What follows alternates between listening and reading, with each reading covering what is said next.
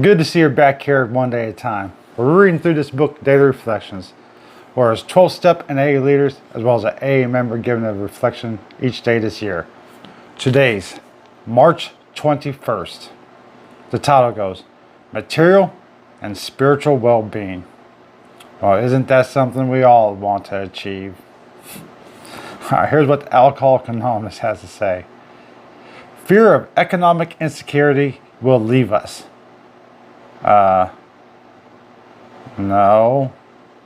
Fear of economic insecurity doesn't ever leave you, because as you try and do better, the state just wants more and more and more.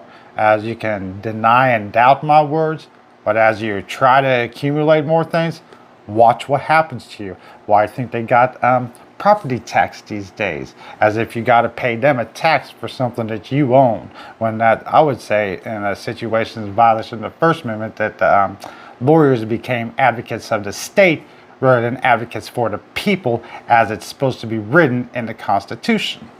So let's read what the A member has to say. Having fear reduced or eliminate and having economic circumstances improve are two different things. When I was new in AA, I had those two ideas confused. I thought fear would leave me only when I started making money.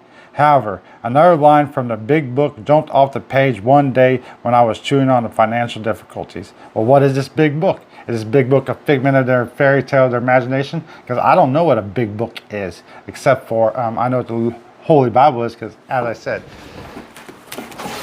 this is a big book. Moving on. First, material well-being always follows spiritual progress. It never preceded. I suddenly understood that the promise was a guarantee. I saw that I put properties in the correct order, that the spiritual progress could diminish the terrible fear of being destitute, just as I diminished many other fears. Today, I try to use the talents God gave me to benefit others. I found that it is what others valued along. I try to remember that I no longer work for myself. I only get the use of my wealth God created. I never have owned it. My life's purpose is much clearer when I just work to help, not to possess.